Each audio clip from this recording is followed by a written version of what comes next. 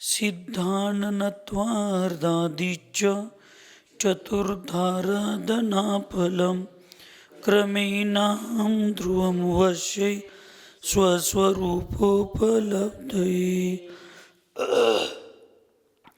पंचपरमेष्ठी भगवान की, अहिंसामय विश्व धर्म की, सिद्धांत शास्त्र की, परम पूज्य आचार्य भगवान अमित गति महामुनिराज की, चारित्र चक्रवर्ती प्रथमाचार्य शांति सागर जी महाराज की, संत शिरोमणि आचार्य गुरु विद्यासागर जी महाराज की, शांत मूर्ति वत्सल रत्नाकराचार्य गुरु सन्मति सागर जी महाराज की, आज के आनंद की।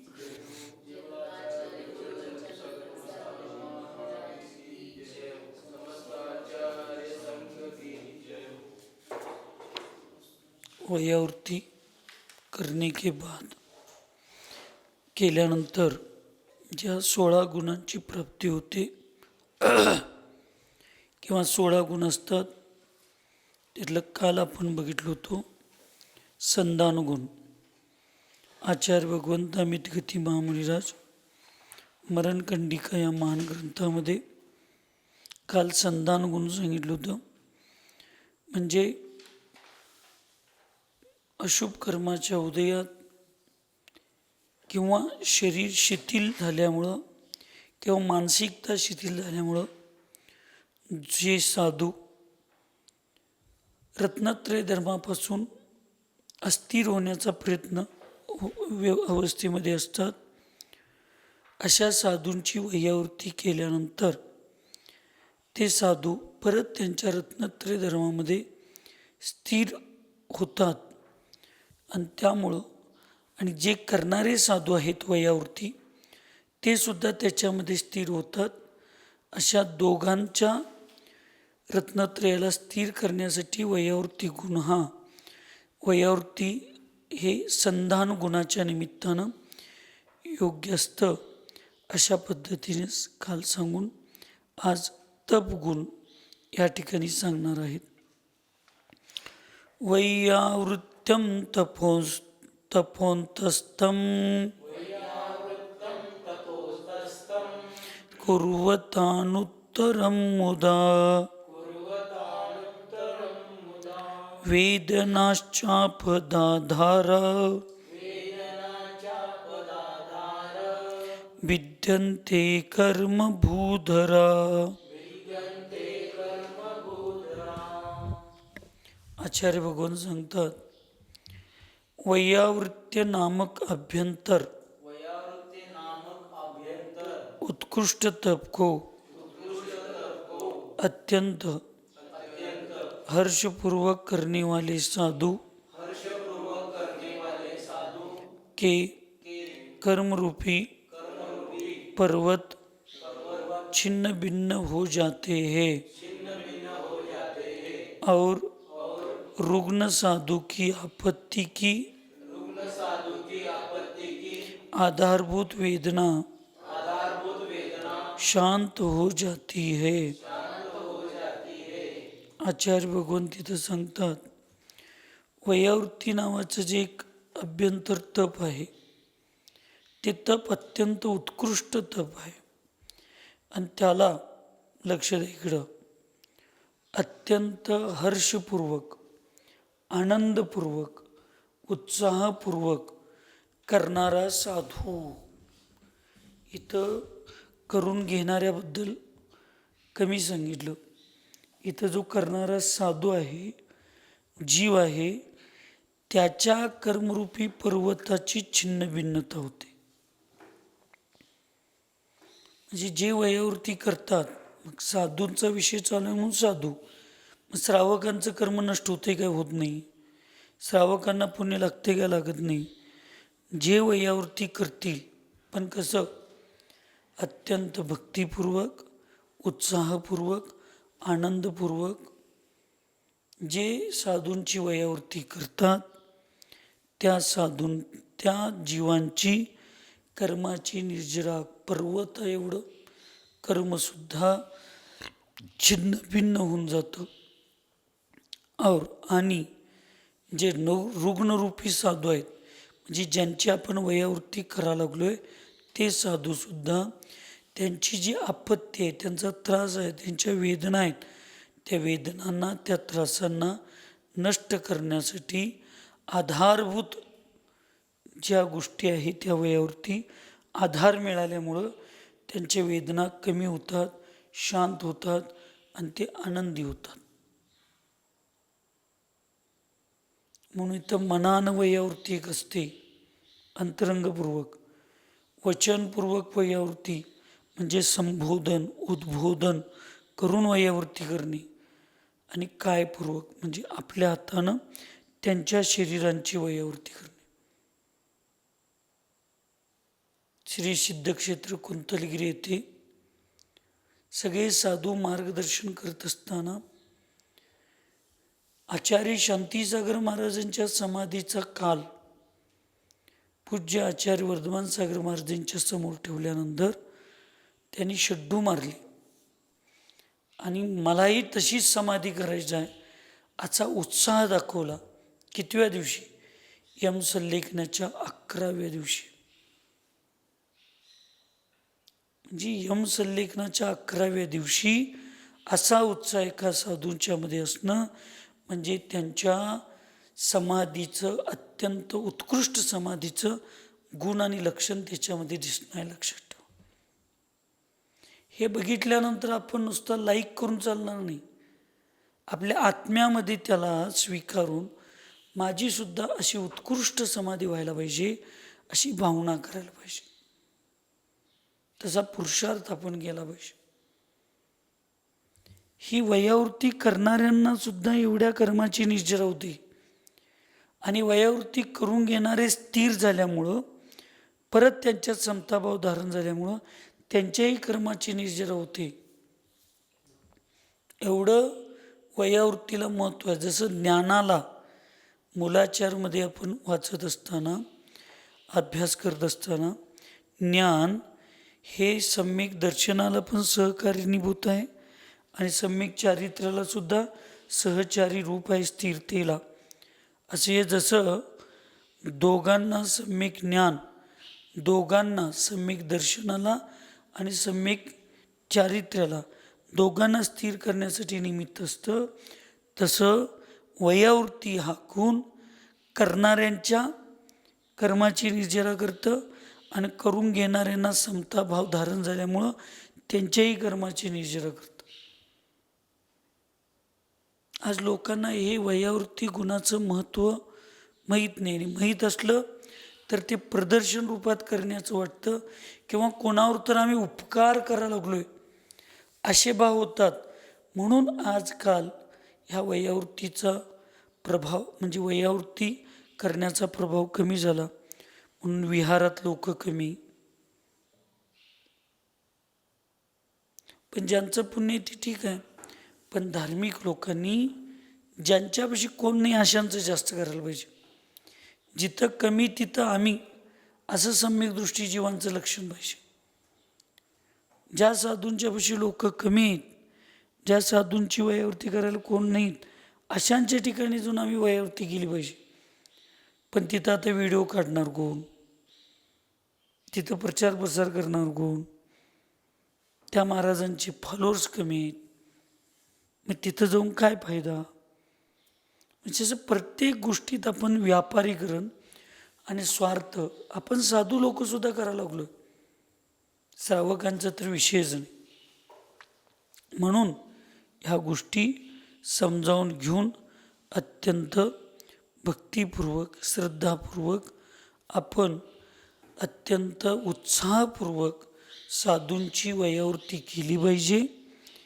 तर आपल्याही कर्माचा पर्वत छिन्न भिन्न होतो आणि समोरच्यांच्या करून घेणाऱ्या साधूंची सुद्धा, ज्यांची वयावृत्ती आपण करायला लागलोय त्या साधूंच्या सुद्धा कर्मरूपी पर्वताची छिन्न भिन्नता होते. म्हणजे तिथं संवारी होतो आणि निर्जराही होते असं आचार्य भगवंत सांगतायत. प्रश्न: वयावृत्ती से रोगी साधु की वेदना शमन हो जाएगी यह तो सत्य है, किंतु कर्म निर्जरा कैसे होगी? क्योंकि निर्जरा तो उपवास आदि तप से होती है. इथे एकट्याने प्रश्न केला की वयावृत्ती केल्याने साधूंच्या रोगी साधूंची वेदना तर शांत होईल, हे मान्य आहे. परंतु कर्माची निर्जरा कशी होते?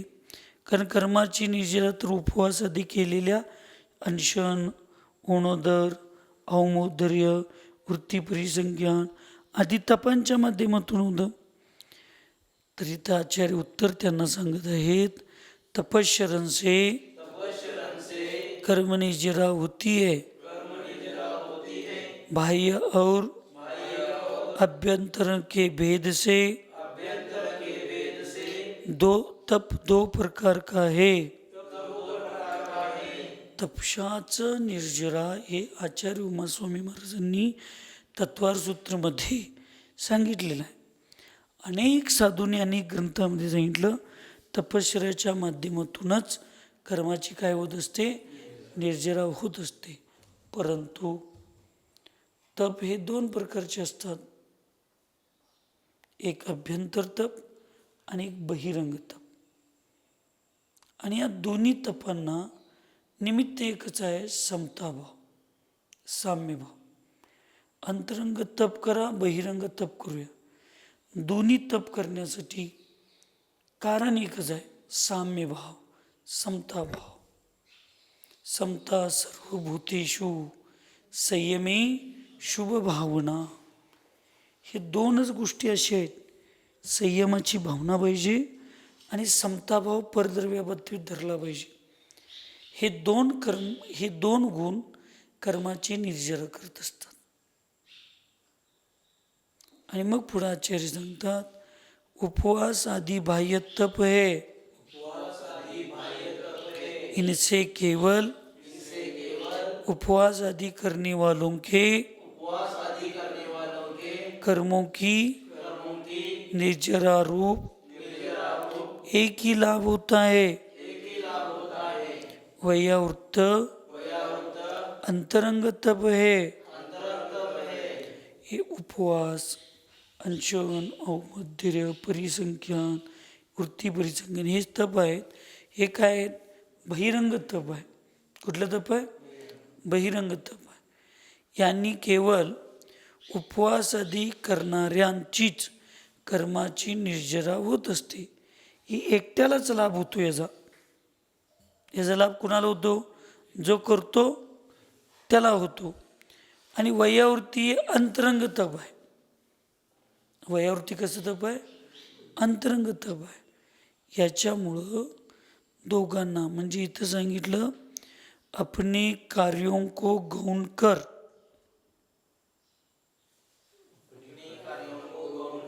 अर्थात समय निकाल कर दूसरों की सेवा करना, ग्लानि जीत कर दूसरों का मलमूत्र एवं वमन आदि साफ करना, रोगी साधु के मलिन शरीर की शुद्धि आदि करना, उनको शांति पूर्वक उठाना, बैठाना आदि कार्य हर्षपूर्वक बिना विसंवाद के कर लेना अति दुर्लभ है. अंतरंग तप असल्यामुळं जो वयावृत्ती करणारा जीव आहे, मुनी महाराज आहेत, श्रावक आहेत, सावध आहेत, हे काय करतात? आपल्या कार्यांना गौण करतात. म्हणजे आपलं काम बाजूला ठेवून त्या मुनी महाराजांची वयावृत्ती करतात. आपल्या स्वार्थासाठी करत नाहीत. आपल्या आई वडिलांना पोटाला घालणं, त्यांची सेवा करणं हा धर्म नव्हे, हे कर्तव्य आहे. आणि दुसऱ्यांच्या आईवडिलांची सेवा करणं, त्यांची वयोवृत्ती करणं, पोटाला घालणं हा धर्म आहे. तसं स्वतःच्या स्वार्थासाठी वयोवृत्ती करणं आणि आपला वेळेतला वेळ, महत्त्वाचा वेळ, आपलं काम बाजूला ठेवून अन्य साधूंची आणि दुसऱ्यांची वयोवृत्ती करणं हा धर्म आहे, लक्षात ठेव. तो धर्म करणं गरजेचं आहे. आपलं पोट भरल्यानंतर दुसऱ्याला कोण पण पोटाला घालते, पण आपला एक घास, आपली भूक शिल्लक ठेवून दुसऱ्याच्या पोटाला घालणं हा धर्म आहे. म्हणून धर्माची व्याख्या, कर्तव्याची व्याख्या, सेवेची व्याख्या आम्हाला व्यवस्थित समजली पाहिजे. म्हणून इथं स्वतःच्या व्यस्तते जीवनातून त्रस्त असणाऱ्या जीवांची सेवा करणं ही वयोवृत्ती आहे. वेळ काढून केलं पाहिजे. जाता जाता करणं. पाहुण्यांच्या गावाला गेलोय आणि जाता जाता क्षेत्रावर एखादं दर्शन केलो, मुनी महाराजांचं दर्शन केलो तर पुण्य लागेल, पण कर्माची निर्जरा होणार नाही. पण खास साधूंच्या दर्शनासाठी आपण वेळ काढलो, खास साधूंच्या मार्गदर्शनासाठी, प्रवचनासाठी वेळ काढलो तर त्याच्यामध्ये पुण्य पण लागतं आणि कर्माची निर्जरा पण होते. संकल्पपूर्वक. तसं मला आज त्यांची वयोवृत्ती करायची आहे म्हणून मी माझं थोडं काम बाजूला ठेवतो आणि त्यांची वयोवृत्ती करण्यासाठी जातो. काही लोकांना वयोवृत्ती धर्मादिवशीच वयोवृत्ती करायची सवय, बाकीच्या दिवशी जातच नाहीत.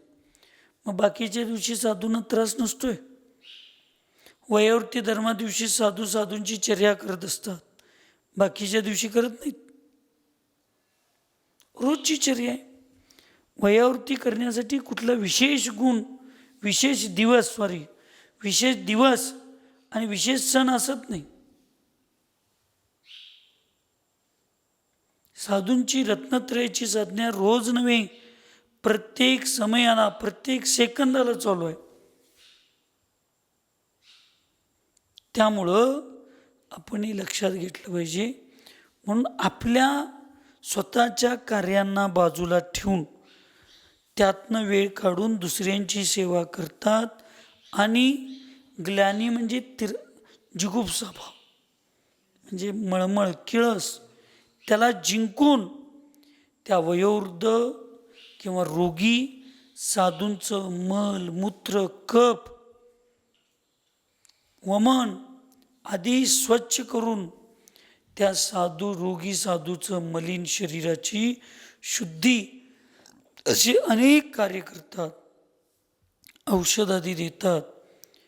त्यांना शांतीपूर्वक, चिडाचिडी करून नव्हा, करतो की, कर लागलोय की, 2 मिनटं थांबा की, असं नाही. याच्यामध्ये उंबरटपणा आहे, याच्यामध्ये जबरदस्ती असते. साधूंच्या गैरसमजुतीमुळं जरी साधू आपल्याला बोलत असतील, एक तर साधू विचार करूनच बोलत असतात, त्यातनं पण एखाद्या गैरसमजुतीमुळं बोलत असतील तर आपण नम्रतेपणे त्याला हात जोडून स्वीकारलं पाहिजे. त्यांना प्रत्युत्तर द्यायचं नसतं कधी. करा लागलोय की, करतो की, दम नाही का?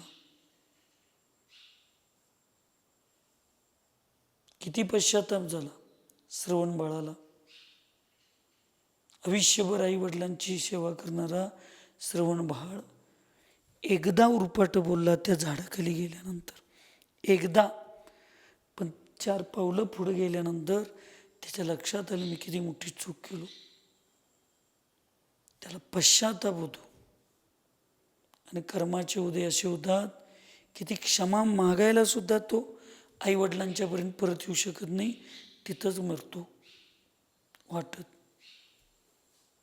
सांगा तुम्ही, आपण रोज कितीदा आपल्या आई वडिलांना उलटं बोलतो, आपल्या गुरूंच्या बद्दल मनामध्ये भाव किती बिघडवून घेतो. जसं आपण चार चौघांच्यात आपल्यापेक्षा मोठ्यांना, साधूंना, गुरूंना उंबरठपणानं बोलतो, फार मोठा दोष आहे. लक्षात ठेवा, साधूंनी आपल्यापेक्षा वरिष्ठ साधूंना प्रत्युत्तर देणं, उरपाट बोलणं अत्यंत महादोष आहे. श्रावकांनी आपल्यापेक्षा मोठ्या ज्ञानानं, गुणानं, वयानं, अनुभवानं, पदानं मोठ्या असणाऱ्या लोकांना उंबरटपणानं बोलणं, उरपाट बोलणं, प्रत्युत्तर देणं अत्यंत दोष आहे. आणि चुकून अनायासपणे असं जर शब्द गेला तर 2 मिनिटानंतर लगेच क्षमा मागायला पाहिजे. अहंकार वृत्तीनं जायचं नाही उठून. अहंकार वृत्तीनं स्वतःला फार शहाणं समजायचं नाही. समजशीला, पण काळ माफ करत नाही. हे फक्त आचार्यांच्या बाबतीत मी सांगत नाही, तुम्ही संघातले साधू सुद्धा कधी आपल्यापेक्षा वरिष्ठांना प्रत्युत्तर देणं म्हणजे आपल्या इगो, आपला मान कशा आणि आपला क्रोध जागा केल्यागत आहे.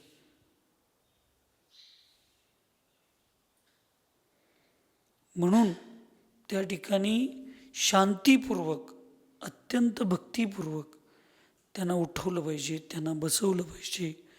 आणि हे सगळे जे कार्य आहेत ते कसं करायला पाहिजेत? हर्षपूर्वक करायला पाहिजेत. आणि एक वाक्य लिहिले तुमच्या पुस्तकात आहे की नाही बघा, कुठलं पॅरेग्राफ आलंय, कुठं आलंय तिथं, हर्षपूर्वक बिना विसंवाद के कर लेना अति दुर्लभ आहे. म्हणजे आनंदपूर्वक तर वयावृत्ती करायला पाहिजे, वाद न घालता करायला पाहिजे.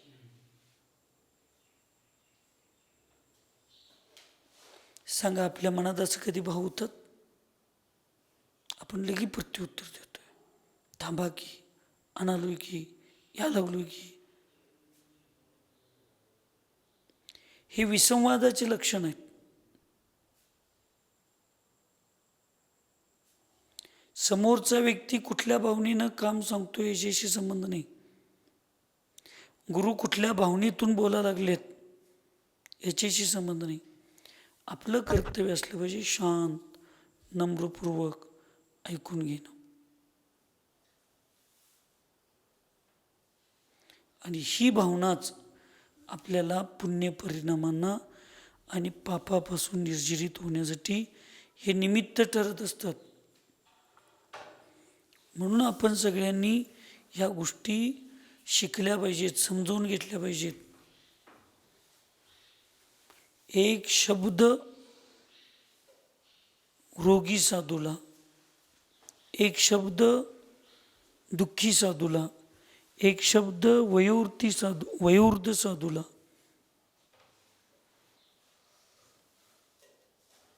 प्रत्युत्तरात्मक बोलणं म्हणजे भविष्यात ह्याच्या दुप्पट आपण भोगल्यासारखं आहे.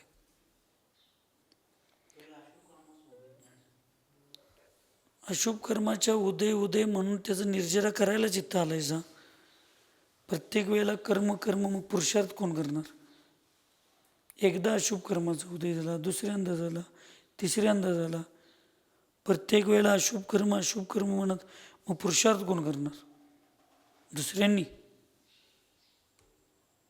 अशा वेळेलाच तुमचं ज्ञान आणि तुमचं धर्म, आपलं ज्ञान आणि आपला धर्म उपयोगाला येतोय. संकटाच्या काळी उपयोगाला पडतो तो खरा मित्र. हे नुसतं दुसऱ्यांना शिकवायचं नसतं. ज्ञानासारखी, जिनवानीसारखा खरा मित्र आपला कोण नाही.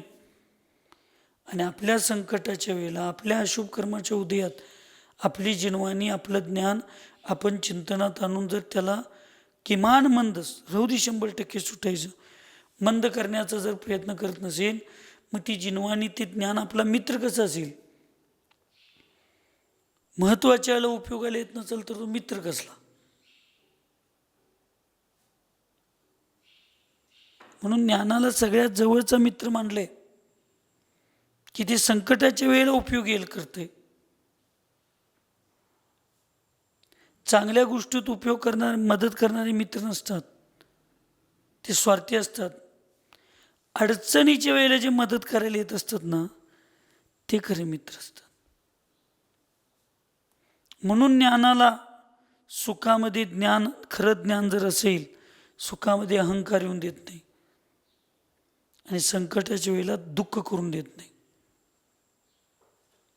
म्हणून सम्यक दृष्टी जीव, सम्यक ज्ञानी जीव समताभावी का असतो? 1000 लोक पुढं कौतुक करायला लागलेत, शांत असतो. 100 डिजिटल लावलेत, त्याला फार त्याचं बघतो, स्मितहास्य करतो, पुढे जातो. 100 जण नावं ठेवायला लागलेत, शांत. वंदो अथवा निंदो, कोणी वंदन करू देत म्हणजे कौतुक करू देत, कोणी निंदा करू देत. ज्याच्याकडे सम्यक ज्ञान आहे तो समताभाव धारण करायचा प्रयत्न करणार. श्रावक असतील किमान 3दा तरी स्वतःच्या सहनशीलतेला ते जागं करणार. ठीक आहे, 4थ्या वेळेला त्यांच्या प्रत्याख्यान, अप्रत्याख्यान, कुठल्या कर्मक्षयांचा उदय आहे त्याच्यामध्ये ते देतील प्रत्युत्तर. पण त्या प्रत्युत्तरामध्ये सुद्धा न्यायाची भूमिका स्वतः बाबतीत असते. समोरच्यांचा अन्याय, समोरच्यावर अपमान, समोरच्यांचा तिरस्कार करण्याची भूमिका नसते.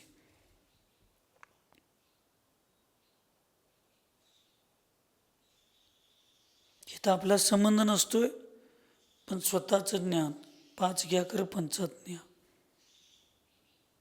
आपला जिथं संबंध नसतो ना, तिथं आपण जास्त इन्व्हॉल्वमेंट व्हायला बघतो, म्हणून आपल्याला त्रास होतो.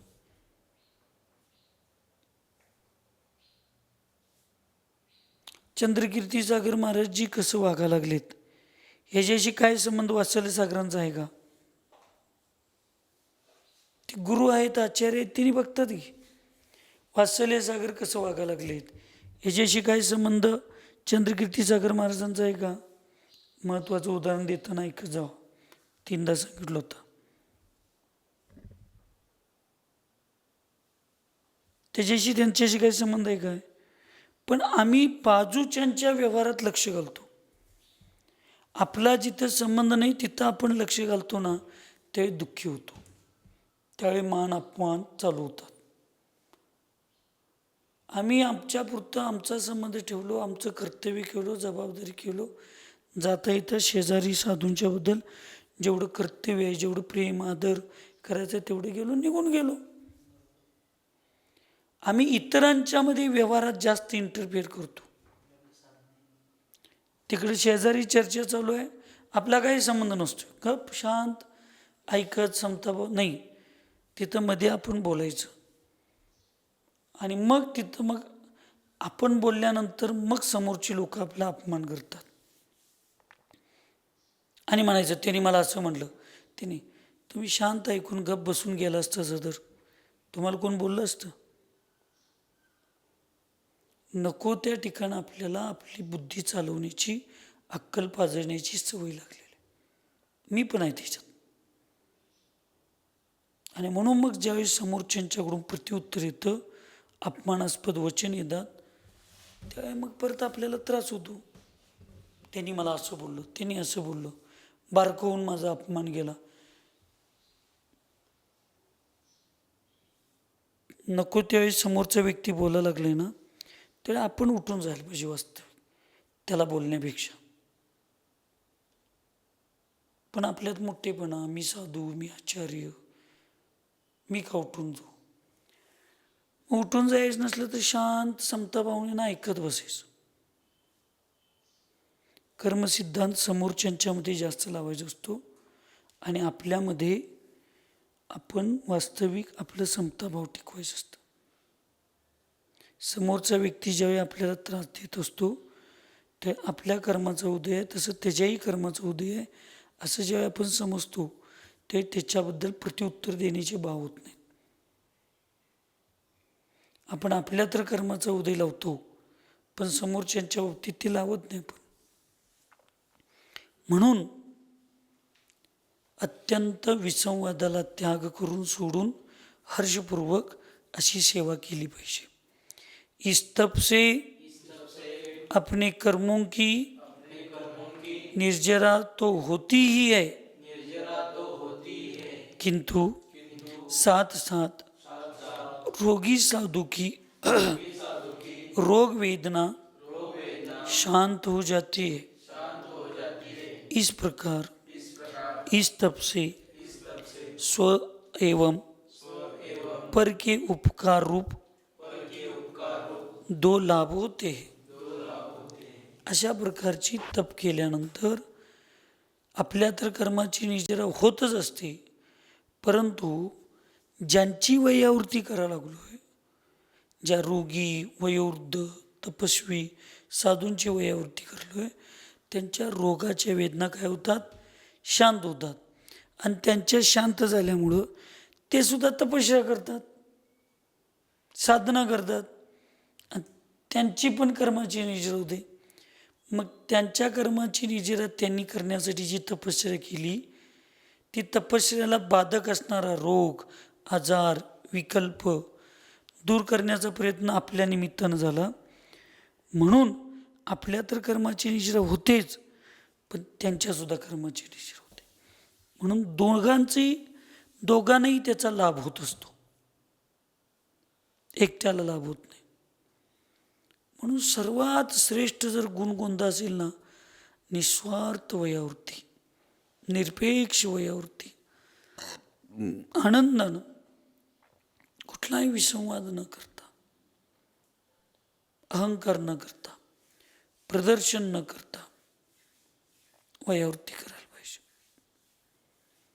आणि आपण हे जर चिंतन करून आपण जर बदललो, अर्यंत हे फक्त साधूंच्यासाठी असं समजू नको, हे जर आपल्यासुद्धा हे जर, आणि त्याच्यात आता तुम्हाला चांगली संधी आहे कुंभोजवाल्यांना चातुर्मासाची, त्याच्यात आणि जे परमपूज्य भास्वत सागर महाराजांच्या संलेखनाची साधना जर कुंभोजमध्येच जर ते करायचा निर्णय झाला, तर किती मोठी तुमच्या कुंभोजदारांना पुण्य आहे. पण आपण त्याचा फायदा करून घ्यायला पाहिजे तेव्हा. म्हणून लक्षात घ्या. पुढचा गुण सांगितला पूजा गुण. आपोआप समाजामध्ये अशा व्यक्तीची पूजा होत असते, सन्मान होत असते, किंवा तो व्यक्ती समोरच्यांचं अत्यंत कौतुक करत असतो. त्रेधा विशुद्ध चित्तेन कालत्रितयवर्तिना सर्वतीर्थकृतः सिद्धा साधवः सन्ति पूजिता. आचार्य भगवंत सांगतात, वयावृत्त करने वाले साधु ने वयावृत्त करके विशुद्ध चित्त से त्रिकालवर्ती सभी तीर्थंकर, सभी सिद्ध और सभी साधुओं की पूजा की है, ऐसा मैं मानता हूँ. वयावृत्ती करणारा जो साधू असतो, तो साधू स्वतःला एवढं धन्य समजतो, मी यांची वयावृत्ती केल्यामुळं वर्तमानमधल्या साधूंची आणि भावी अरिहंत आणि सिद्धांची मी पूजा केलो, असं त्यालाही वाटतं. आणि तो करत असताना लोकांनाही वाटत असतं. कारण हे साधू जे आहेत ना, समाधिस्थ साधू, हे भावी सिद्ध असतात, भावी अरिहंत असतात. विनय पाहिजे आपल्याकडं. ज्यावेळी गुरु किंवा मोठे महाराज स्वाध्यायात प्रवचनात आपलं नाव घेऊन ज्यावेळी उदाहरण देत असतात, त्यावेळी अत्यंत हर्षपूर्वक हात जोडून गुरूंच्याकडं, त्या साधूंच्याकडं बघितलं पाहिजे. साधू असू देत, श्रावक असू देत, कोणी असू देत, मनातल्या मनात आता आमचं नाव घेऊन आता आमचं काय करतोय बाबा, नाही, हा तिरस्काराची भूमिका. हर्ष वाटला पाहिजे तुम्हाला. इकडे साधू नाव घेऊन प्रवचन सांगतात, उदाहरण देतात, आपलं तिकडं बघ इकडं बघ, काय नाही, त्यावेळी आपलं नाव घ्यायलेत म्हणजे विशेष आपल्याला काहीतरी मार्गदर्शन करायला लागलेत, तेव्हा अत्यंतपूर्वक हात जोडू नम्रतापूर्वक त्यांच्याकडं हर्षित मुद्रेनं, प्रसन्न मुद्रेनं बघायला पाहिजे, की जेणेकरून त्या गुरूंना, त्या आपल्यापेक्षा वरिष्ठ साधूंना आपल्याला आणखीन काहीतरी मार्गदर्शन करायचं त्यांचे भाव झाले पाहिजेत. असं अत्यंत श्रद्धेपूर्वक आपण त्यांच्याकडे बघितलं पाहिजे. हा त्यांना दिलेला म्हणजे काय म्हणायचं आपण त्याला, मान्यता, विनय करून, त्याला इंग्लिशमध्ये तो म्हणजे याला काय म्हणतात, प्रतिसाद. त्यांनी जे आपल्याला रिस्पेक्ट, प्रतिसाद आपण द्यायला लागलोय की नाही, तुम्ही आमच्या कल्याणासाठी सांगा लागलाय, असं तुम्हाला आनंद झाला पाहिजे. ज्यावेळी तुम्ही त्यांच्याकडे बघणार नाही, तुमचं लक्ष तिसरीकडे, चौथंच काम असेल, तर त्या साधूंना वाटते बहुतेक यांना ऐकण्याची, समजावून घेण्याची इच्छा नाही, उत्साह नाही. आचार्य विशुद्ध सागर महाराजांच्या संघात बघा, साधू हात जोडून आनंदपूर्वक बसतात. एखाद्या श्रावकाचं नाव घेतलं, लगेच तो उभारून नमोस्तु महाराज, नमोस्तु. जोपर्यंत त्यांनी खाली बस म्हणत नाहीत तोपर्यंत ते उभाच राहिलेले असतात. याच्यात सुद्धा या नम्रतेमध्ये कर्माची निर्जरा होते. आणि त्यावेळेला अशा मार्गदर्शनाला आपण जर लक्ष देऊन बसवून उभारून ऐकलो ना, तर विशेष आपलं लक्ष एकत्रित होतंय, केंद्रित होतंय. आणि मग आपल्याला वाटतंय बहुतेक आपण हे चुकत असणार आहे, आपल्या लक्षात येत नाही पण बहुतेक चुकत असणार आहे, म्हणून आपल्याला गुरु सावध करायला लागलेत. आणि समजा आपण चुकत नसलो तर म्हणायचं अशी भविष्यात आपल्याकडून चूक व्हायला नको, म्हणून गुरु आपल्याला सावध करायला लागलेत. त्याच्यापेक्षा पुढं जाऊन माझ्या नावाचा आधार घेऊन एवढ्या लोकांना, सगळ्यांना साधू माझे गुरु शिकवा लागलेत, म्हणजे किती माझ्या गुरूंचा माझ्यावर विश्वास आहे, माझ्याबद्दल माझ्या गुरूंच्या हृदयात किती आस्था आहे, असं वाटलं पाहिजे. मग बघा किती विनय वाढतो अंगात, किती नम्रता वाढतं.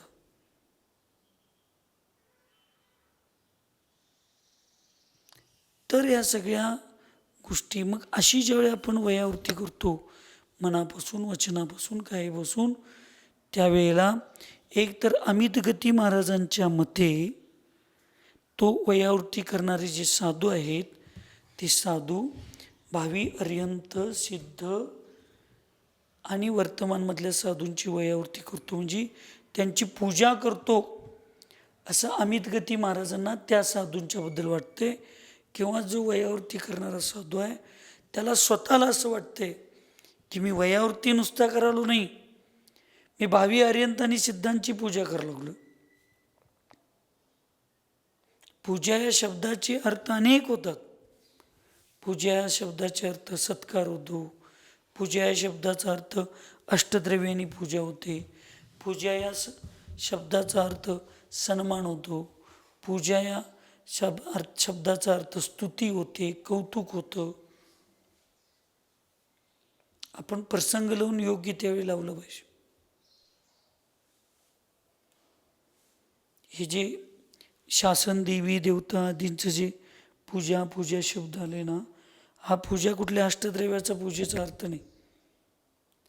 जसं तुम्ही एखाद्या साधूंची उपसर्ग दूर केला, त्यांची सेवा केला, वयावृत्ती केला, लांब आता तुमच्या गावचा सोन्या आचार्य विद्यासागर महाराज, वर्धमान सागरजी महाराज, आचार्यश्री त्यांना कुंतलगिरीपर्यंत घेऊन गेला, त्यांना कुंतलगिरीसनं घेऊन आला. हे काय सोपं काम नाही. वर सांगितलं की नाही, आपलं कामं सोडून ही लोक हे जे करतात ते फार पुण्यवान असतात. आता तुम्हाला काय वाटेल की खंडेबाजुरीवाल्यांना माहीत नाही, पण समजा कोणाला तर वाटलं तर त्यांचा सन्मान करतात, त्यांचा सत्कार करतात अशा लोकांचा. तर आता इथं शास्त्रामध्ये अशा असंयमी लोकांचा पूजा शब्द म्हणून ज्यावेळी येतो ना, त्यावेळी त्यांचा सत्कार करणं असा अर्थ होतो. त्यांचं कौतुक केलं असा अर्थ होतो. तिथं अष्टद्रव्याने घेऊन उदक चंदन घेऊन अष्टद्रव्याने पूजा होत नाही. त्यांची भगवंतांच्या शेजारी बसवून त्यांचा अभिषेक करणं असा अर्थ होत नाही. पण एका शब्दाचे अनेक अर्थ असतात आणि कुठला अर्थ कोणत्या पदानुसार त्या समोरच्याच्या कुठल्या पद अवस्थेनुसार लावायला पाहिजे हे कळत नसलं तर अर्थ काय मग? त्याला धर्मच कळला नाही, ज्ञानच खरं कळलं नाही, अनेकांतवाद धर्मच समजला नाही असा त्याचा अर्थ होतो. म्हणून त्यांची पूजा याचा अर्थ इथं घ्यायचा आहे की त्यांना इतका आनंद होतो की साक्षात मी अर्यंतांची पूजा करू लागलो, सेवा करू लागलो असं त्याला वाटत असतं. मी इथं प्रश्न केला, वयावृत्ति करने मात्र से तीर्थंकरों आदि की पूजा मानना कैसे संभव है?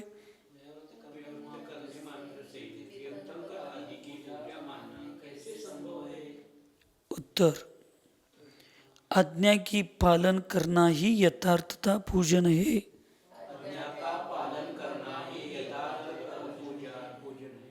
रोज सकाळी नुसतं ताटली घेऊन आलं आणि पादपूजा केलं म्हणजे पूजा होत नाही. काही चांगलं चांगलं गाणं म्हणून गुरूंच्या पुढं अर्घ्य ओवाळणं म्हणजे पूजा नव्हे. गुरूंच्या आदेशाचं पालन करायला पाहिजे. ऐका लागलाय साधूंनो, केवळ गुरूंना चांगली वस्तू देऊन खुश करणं म्हणजे शिष्यत्व नव्हे. गुरूंना चांगल्या चांगल्या वस्तू भेट करणं म्हणजे गुरूंच्याबद्दल खरं प्रेम आहे असं नव्हे.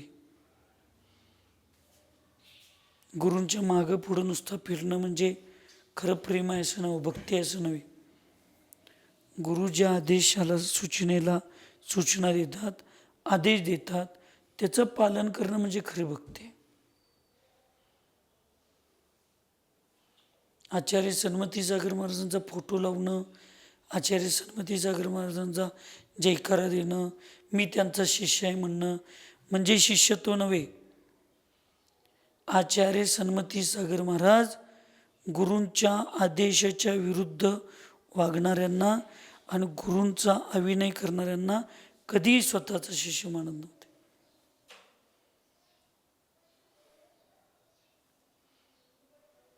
गुरूंच्या आज्ञेचं पालन करणं म्हणजे खरं यथार्थता त्यांची पूजन करण्यासारखं आहे. आणि जे गुरूंच्या आदेशाचं पालन करत नाहीत ना, केले नाहीत, ते अत्यंत आज पण मनात त्यांचे ते एक विकल्प राहिला की मी माझ्या गुरूंचा आदेश पाळलो नाही, आयुष्यभर मला ते गुरूंचं दर्शन सुद्धा झालं. अनेक लोक आहेत अशी.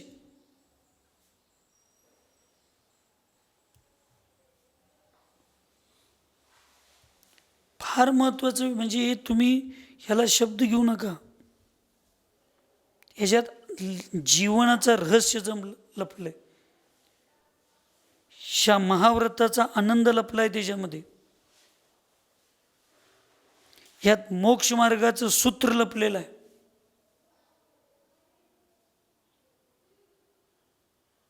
कितीही चांगला मोबाईल असला पण त्याला पासवर्ड आहेत ते माहीतच नसलं तर ते मोबाईलचा उपयोग काय तुम्हाला? त्याचं कितीही साधना करत असला पण सम्यक दर्शनाचं मूळ, मोक्ष मार्गाचं मूळ काय, तो पासवर्डच माहीत नाही. तो पासवर्ड आहे आज्ञाचं पालन करणं. वास्तविक यथार्थता पूजन आहे. हे मुनी धर्माचा पासवर्ड आहे आनंदी राहण्याचं. रत्नत्रयचा जो मोबाईल आहे ना, त्या मोबाईलमध्ये हे पासवर्ड आहे की गुरूंच्या आज्ञेचं पालन करायला पाहिजे. हे पासवर्ड घातला तर तो मोबाईल तुमच्या उपयोगाचा आहे, नाहीतर त्या मोबाईलची किंमत शून्य आहे.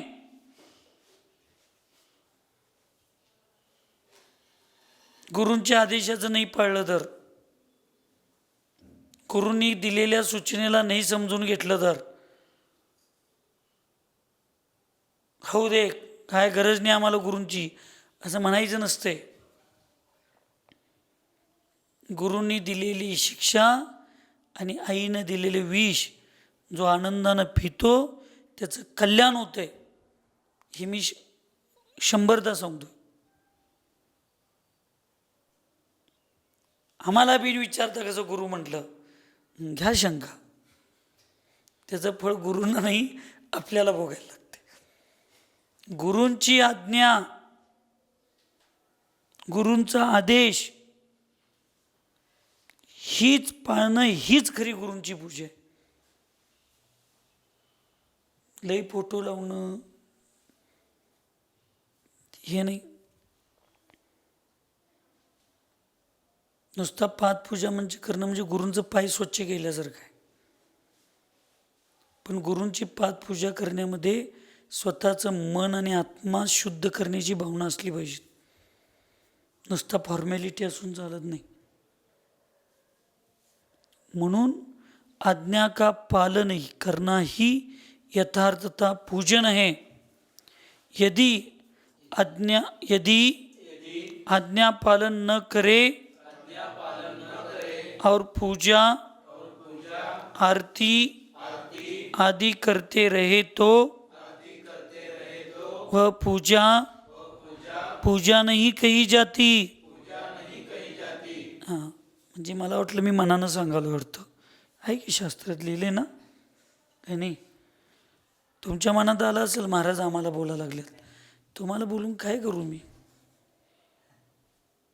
तुम्ही बोलताय तेवढंच ऐकून लई पोट भरले. आता माझा आणि तुम्हाला बोलून काय करायचं आहे?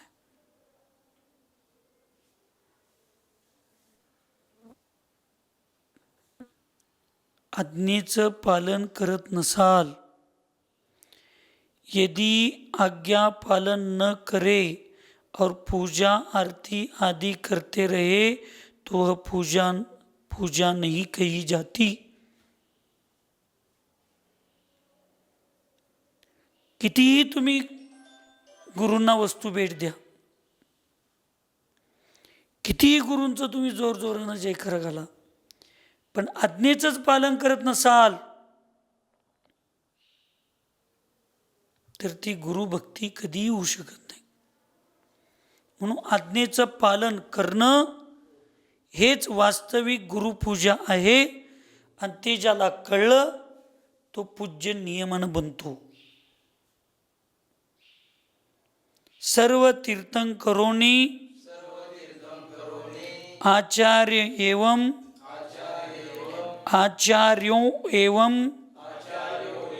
साधु परमिष्टियों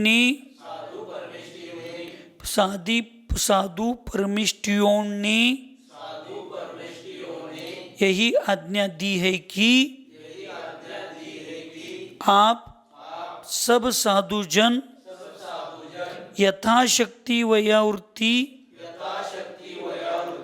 वयावृत्य तप का आचरण करो. म्हणून सगळ्या साधूंनी, तीर्थंकरांनी, आचार्यांनी हीच आज्ञा दिलेली आहे की तुम्ही अन्य साधूंची, दुःखी कष्टी जीवांची तुमच्या यथाशक्ती वयावरती तप आणि आचरण करा.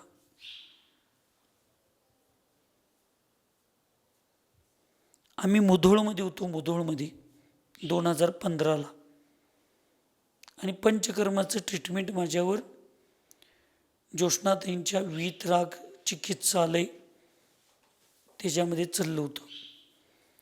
आणि ज्यांची आता समाधी महामहोत्सव अत्यंत प्रभावनायुक्त एक महावीराचं लक्षण असणाऱ्या भावनेतून कुंतलगिरी सिद्धक्षेत्रावर चालू आहे, त्या आचार्य वर्धमान सागर महाराजांची तब्येत तीर्थक्षेत्र बाहुबली येथे अत्यंत बिघडलेली होती. आणि तिथं आम्हाला फक्त असा निरोप आला की महाराजांची तब्येत एवढी बिघडलेली आहे की सल्लेखनासम्मुख त्यांची अवस्था झालेली आहे. त्यावेळी ज्यांच्याकडनं निरोप आला त्यांना मी एवढंच सूचना दिली की फक्त एक 4-5 दिवस कुठलाही निर्णय घेऊ नका, जरा थांबा. मी माझं कौतुक सांगायला नाही, मी आज एवढा मोठा आणि एवढा चांगला समाजात काय माझ्यात गुण कमी असतील पण पूज्य अपूर्व सागर महाराजांनी शिकवलेली वयावरती गुण आणि आचार्यद्वयांच्या मुखातून किंवा ज्यांच्या ज्यांच्या सान्निध्यात मी शिकलो त्या सर्व उपकारी गुरूंनी वयावृत्तीचं महत्त्व मला निस्वार्थ वयावृत्तीचं फळ काय असते शिकवलं. त्याचं फळ मी आज भोगायला लागलो.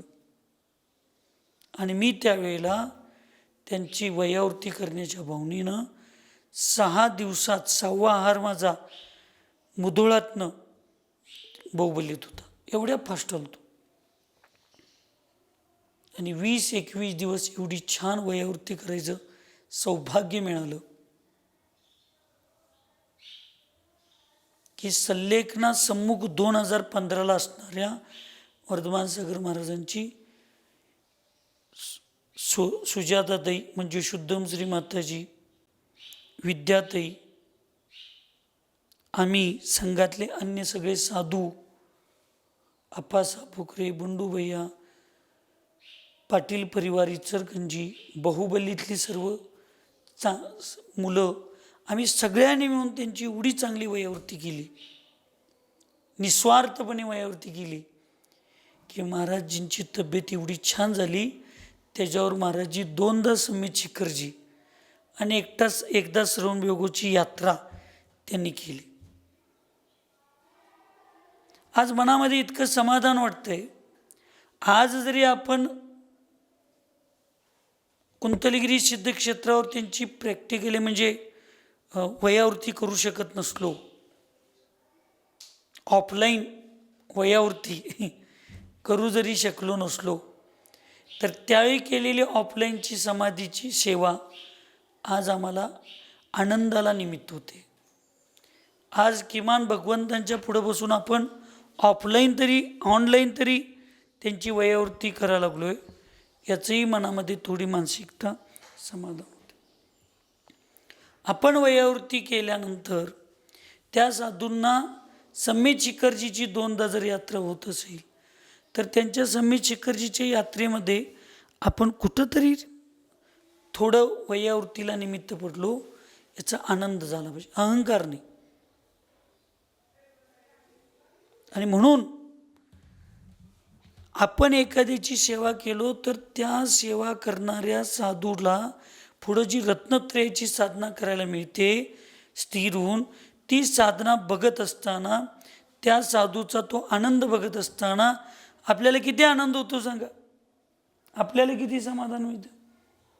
तुम्ही एखाद्याला शिक्षणाला मदत केला, एखाद्याला कशाला तर मदत केला आणि तो व्यक्ती पुढं जर चांगलं काम केला तर तुम्हाला मनाला आनंद वाटतो नाही, हृदयाचं भरून येते की नाही. हे वयावृत्तीचं फळ. म्हणून तीर्थंकरांनी केवल ज्ञानाच्या दिव्यध्वनीमध्ये साधूंनी त्या तीर्थंकरांचं ऐकलेल्या आचार्य गंधरांनी लिहिलेलं आणि लिहिलेलं वाचून सांगणाऱ्या सर्वांनी आपल्या यथाशक्तीप्रमाणे वयावृत्ती सगळ्यांची केली पाहिजे असं सांगतात. अर्थात रोगी, अशक्त एवं उपवास आदि तपों से श्रम को प्राप्त साधुओं की शुद्ध मन से एकाग्रता पूर्वक वयावृत्ती करो. वयावृत्ती कुणाची करायची? सगळ्यांचीच करायला पाहिजे, पण त्यात प्राधान्य कुणाला द्यायचं? हे चंद्रपूर सागर महाराज आचार्य आहेत, मोठे आहेत, लई मोठं प्रवचन करतात, त्यांची वयावृत्ती करायची नाही. खरोखर जे अशक्त आहेत, ज्यांना कुठला तरी आजार आहे, कोणत्या तरी वेदना त्यांना त्रास करत आहेत, ते आचार्य असू देत, मुनी असू देत, ऐलक असू देत, क्षुल्लक असू देत, कुणी असू देत, इकडे बस, कुणी असू देत, त्यांची वयावृत्ती आम्ही वास्तविक केली पाहिजे. नावात काही नाही, पदात काही नाही, गरज कुणाला आहे. मी कायम एक वाक्य सांगतो, ती सेवा रूपात घ्या, दान रूपात घ्या, मदत रूपात घ्या. भरलेल्या गागरीमध्ये अमृत जरी वतला तरी ते गटरीचं पाणी होऊन जाणार आहे. आणि मोकळ्या घागरीत पाणी जरी वतला तर लोक त्याला अमृत म्हणून पिणार आहेत. तशी ज्याला गरज नाही अशा लोकांची वयावरती 4 तास जरी केला तरी त्याच्यापेक्षा जास्त पुण्य आणि कर्माची निर्जरा रोगी, अशक्त, उपवास, दमलेल्या अशा साधूंची 5 मिनिटं जरी वयावरती केला तरी सुद्धा त्याचं पुण्य त्या ठिकाणी जास्त आहे, कर्माची निर्जरा जास्त आहे. म्हणून व्यक्तीचं नाव आणि पद बघून, साधूचं नाव आणि पद बघून वयावरती करू नका. खरोखर या वयावरतीची गरज कोणाला आहे त्यांची वयावरती करा. तर मग आपल्या भगवा मनामध्ये दया आणि करुणेपूर्वक वयावरती सिद्ध होईल. तुम्ही नाव आणि पद बघून जर वयावरती करायला लागला तर ते प्रदर्शनासाठी आणि स्वार्थासाठी वयावरती करायला लागला हे सिद्ध होणार.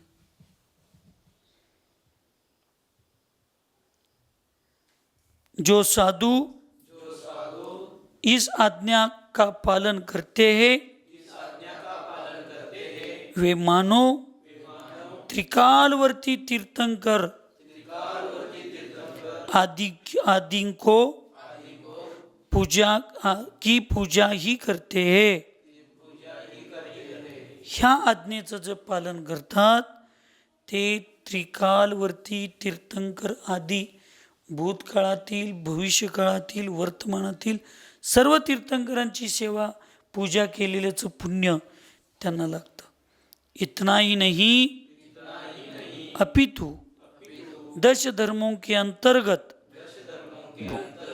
तप भी है और वयावृत्ति एक प्रकार का तप है. अतः वयावृत्त करने वाले साधु ने मानो तीर्थंकरों की, सिद्धों और साधु परमिष्टियों की ही पूजा की है, ऐसा समझना चाहिए. म्हणजे जे अशा रोगी, कष्टी, वयोवृद्ध, उपवास, तपस्वी साधूंची वयावृत्ती करतात ते त्रिकाल मुनी महाराज, त्रिकाल साधू, अर्यंत, सिद्ध, आचार्य, उपाध्याय सर्व साधूंची पूजा करतात आणि स्वतःच्या पर्वता एवढ्या कर्माची निर्जरा करून स्वतः सुखी आनंदी बनतात आणि समोरच्या साधूंना सुद्धा सुखी आनंदी बनण्यामध्ये सहयोगी होतात. असा वयावृत्ती गुण निस्वार्थ, निष्कपट, निश्चल, उत्साहपूर्वक करण्याचे परिणाम तुमचे, आमचे, सगळ्यांचे होऊ देत. एवढीच मंगलमय भावना या ठिकाणी करून सुखी रहे सब जीव जगत में, कोई कभी न घबरावे, वैर पाप अभिमान छोड़ जग, नित्य नए मंगल गावे. ओम नमः. सबको क्षमा, सबसे क्षमा.